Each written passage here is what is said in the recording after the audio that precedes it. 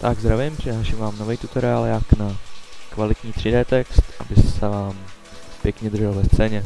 Takže co na to budeme potřebovat? Budeme na to potřebovat Bojo, nejlépe verzi 5 nebo 4, dal Autodesk 3ds Max, můžete použít jakýkoliv, myslím, že od verze 2008 vejš, a dál případně Adobe After Effects, který můžete použít CS3, CS4 i CS5.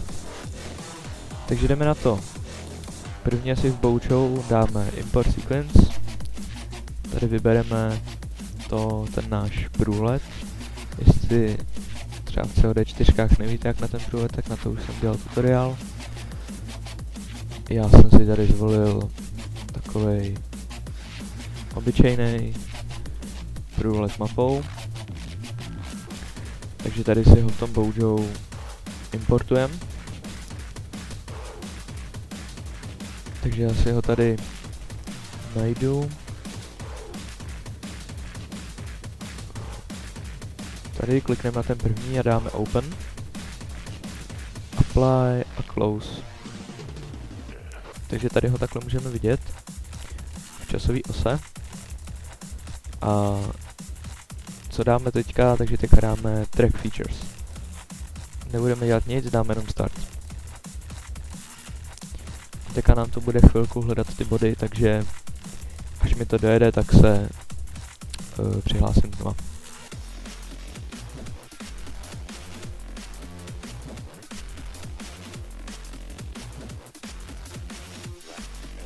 Tak, máme to skoro hotový.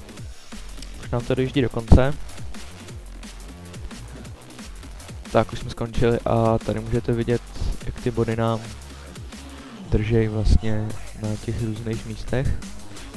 Takže co bude další krok, že dáme Camera Solve. Nebudeme tady dělat nic, jenom zaškrtneme dole Optimize Camera Patch. No. Takže zaškrtneme a dáme Start.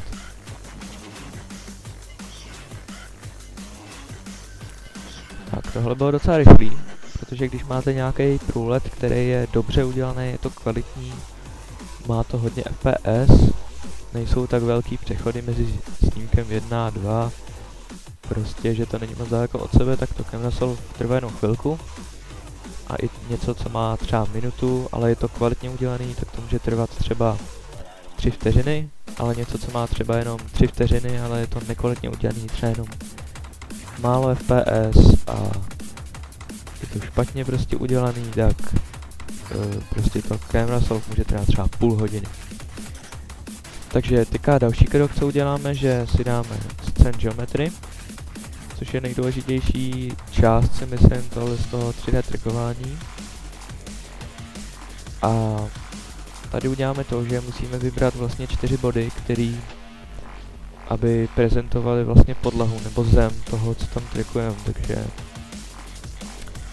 tady dáme třeba, vyberu nějaký 4, co jsou na zemi, takže třeba tenhle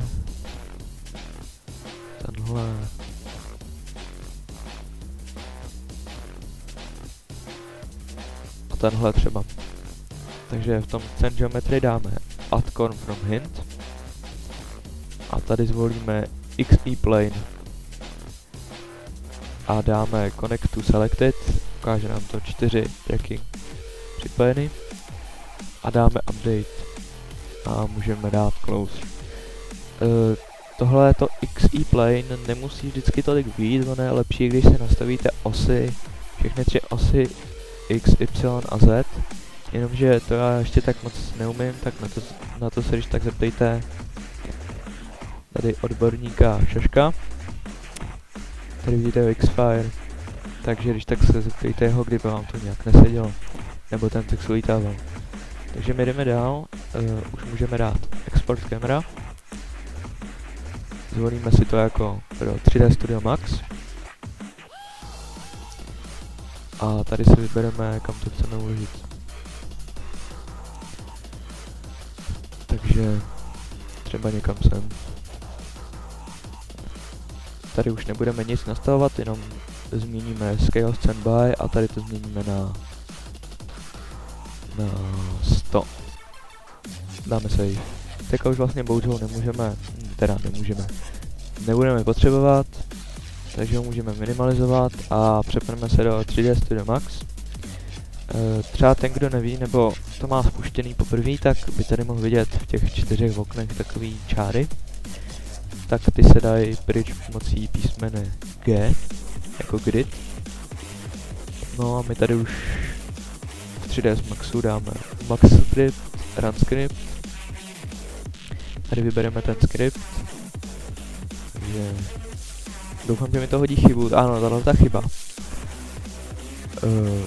Syntax error at accepted factor.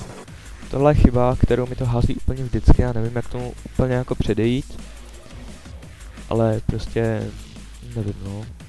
Ale dá se odstranit tak, že když si to ten MS soubor otevřete v poznámkovém blogu třeba, tak tady máte řádek file name a teďka cestu k tomu. Takže tady bude stačit, když odmažete tuhle závorku a uložíte to. A teďka už vám to tu chybu hodit nemělo. No, teďka už to funguje. Tak a ono vám to může hodit ještě jednu chybu. A to number of frames nějak undefinite nebo něco takového. Tak já to nevím jako přesně, to si vygooglete, já si to zjistil z Google.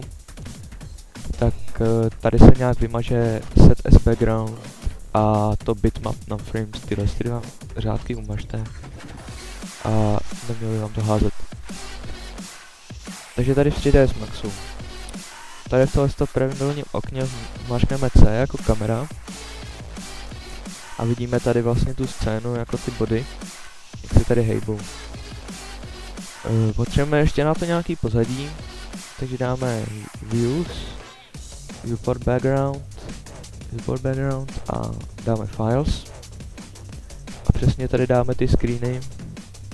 Zase klikneme na první. Musí tady být, pozor, to je hodně důležitý, musí tady být zaškrtlý to sequence, jinak by vám to stálo na jednom snímku, takže dáme otevřít. Dáme OK. OK. Teď už můžete vidět, jak se nám to tady také pěkně hejbá i s těma bodema. Tak a teďka tahle část, to už je vlastně celý na vás, co si tam chcete dát, takže nevím. Tam jsem třeba text. Napíšu sem. Tady. A teďka už vlastně si to můžete nastavit, jak podle sebe chcete. Já třeba většinou dělám jenom, že jakože dám na to z modifier listu, na ten text dám bevel, což vlastně vám ten text jakože vyhodí do tloušťky. Takže to je taky podle libosti, jak chcete. Takže já teďka si s tím chvilku budu hrát. Různě, tady můžete rotaci a pro ty, kdo to nezná, ale na tohle jsou nějaký prostě jiný tutoriály. Takže já si tady s ním teďka budu chvilku hrát a potom vám ukážu, co jsem udělal. Tak jsem zpátky, nějak jsem si to tady prostě upravil, ale můžete si tady udělat rozhodně víc věcí, třeba nějaký stíny nebo tak. Takže to, jestli budete chtít poradit, tak kontakt už jsem říkal. Takže když už se vám to bude zdát jakože pěkný, tak si dejte render setup a teď tady už jenom dáte save file, vyberete si to tady a tady si to uložíte jako třeba PNG a jakkoliv si to pojmenujete. No. Tak, tady dáte active time segment, aby vám to nevyrenderovalo jenom jeden snímek. A to je vlastně všechno. Teďka už si jenom dáte render a počkáte, až se vám to dorenderuje.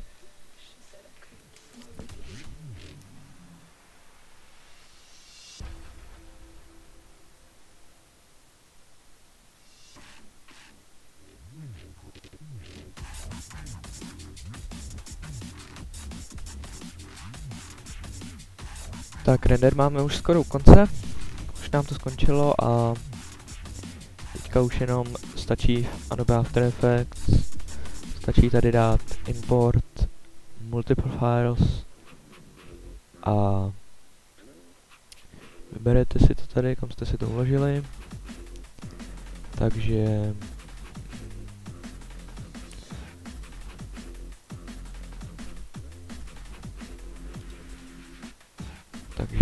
u mě tady vyberete si jednak vrstvu nebo ty screeny s tím textem a tak jednak ten zdroj toho, vlastně ten průlet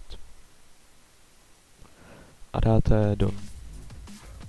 Teďka si z toho zdroje si vytvoříte novou kompozici, tak to vlastně můžete vidět a do toho si dejte ještě ten 3D text a 3D text pochopitelně dáte nad to